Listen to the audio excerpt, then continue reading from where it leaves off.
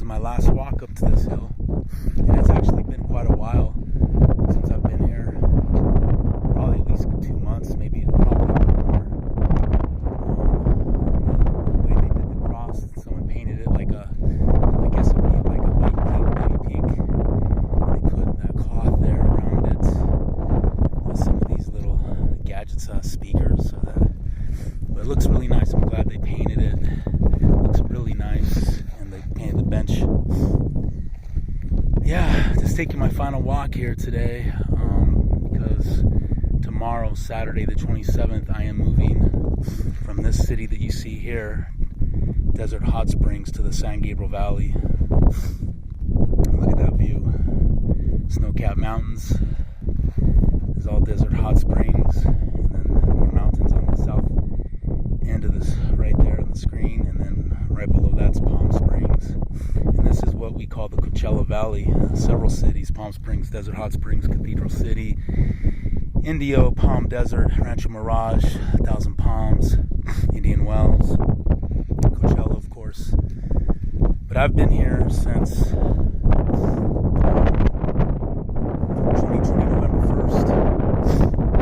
And I kind of stayed for a few months, maybe half a year, until COVID kind of died out, or they started opening things up. And I ended up, when that started happening, I ended up transferring to an office in Riverside, California, closer to here than where I was working in Glendale.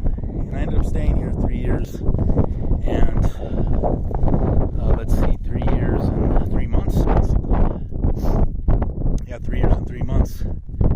And it's been an incredible journey being here. First time I ever lived like this in a small town. And, you know, I developed my routine of going to the local gym over there somewhere. And, you know, my usual routine, the store, the coffee shop in the morning. And being away from LA, it gave me a chance to have a lot of solitude, a lot of time to think. And I ended up making some good friends out here through work and otherwise. And, you know, I've been so humble of just people's response and me leaving, like just so you know, gonna miss me. I mean, it's really been humbling, because I never intended to make friends out here. I never intended that. I thought I was gonna be kind of just being solo, more to myself.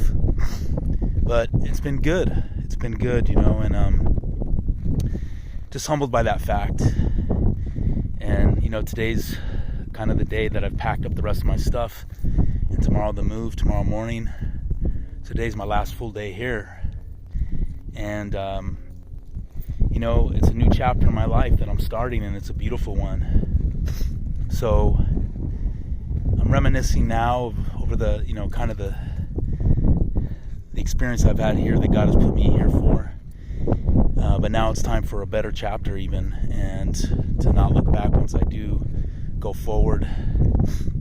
And yeah, so it's been an incredible ride here for 3 years and 3 months. And, you know, I don't know if I shared with you guys, but it was really my uncle was the reason I came out here in the first place, because he was living over there, you see, towards the mountains, kind of in that community, Mission Lakes. And he had kind of relapsed, not kind of, he did relapse and messed up my sister's condo. I went over there to kind of fix it up, well, to facilitate it. She had other people fix it. And that's when I started living out here. Then I lived over there in that kind of far community, and moved down there to the house after several months, a few months.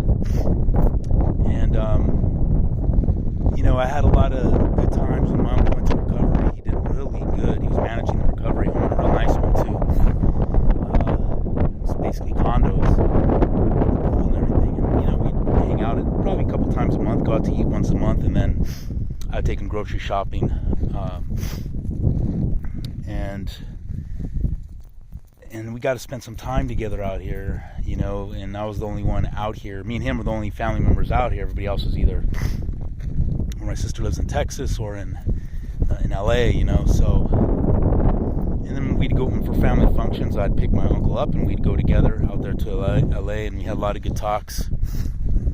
Well, I'm sure, you know, if you watch the video, some of you kind of know what's happened as of late. After doing really good for a couple years in recovery, he relapsed again last summer. In fact, the last time I hung out with him, we had breakfast together, and he was still good, still doing good, but I think that was when he was starting to relapse. And then, of course, the mental health thing. I don't know too much about all that, but apparently he was bipolar, and I don't know. I'm not gonna, you know, I don't know about all that, but we had a great talk during the breakfast, and he seemed pretty normal.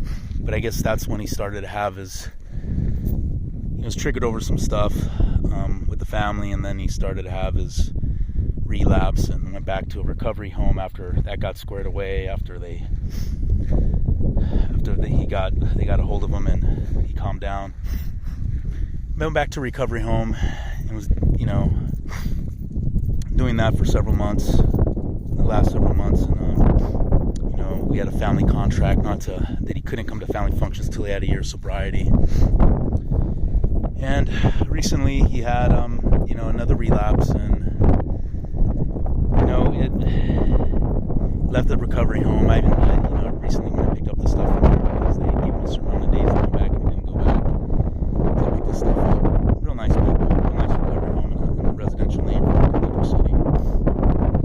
And it's interesting that he was the reason I came out here in the first place, and now I'm going back to the LA area, and it's just interesting that it's like it's come full circle, because as you know, and I mentioned in a previous video, he recently passed. We don't know what it is, but it, you know, it could be an overdose, because he was in a relapse, or he could have just, you know, maybe had a heart attack or something like that. He was going into 65, and you know, when you go on drugs, especially you get older, that can, you know, cause things like that. We don't know for sure, but it's just interesting that that happens, you know, right as I'm going back. Like, he was the reason I came out here, and now that I'm going back, you know, he's no longer with us. He will no longer be out here because he's no longer with us. And so it's like, you know, I see God's hand in all of this, you know. Because had I not come out here, I wouldn't have been able to hang out with them the times I did. Like I said, it would be once a month, sometimes twice a month, you know, being out here, which is, you know, way more than before, because before he was out here and I was over there in LA. So I was the family member in the last 3 years that got to spend the most time with him just by being close to him in proximity. So I feel really thankful for that. You know, obviously saddened that he passed away, and saddened by the life he lived, and you know, and that there was far more potential than was lived up to. But I see God's hand in all of it, that him being the reason I came out here, and now going back, it's full circle, that he will no longer be here, because like I said, he's no longer with us. So I just came back up here to see this cross. Has always been like the place I've kind of come to get away from everything, pray, and have some solitude. Like how beautiful they made it. It's awesome. And but I'm excited for the future. I'm excited for start new traditions and new routines, and now I'll be closer to family, because now I have no family out here anymore. It was just my uncle. Of course, I'm here, you know. So I just found that was interesting how everything comes full circle. And now, 3 years and 3 months later, I'm going back, and it feels surreal. It felt surreal my last day at work yesterday, and just the outpouring of thanks from coworkers and customers, because customer base, they're recurring customers for what I do. So I had developed relationships with them. But I'm also excited about my new job and the potential there. So there's a lot to look forward to.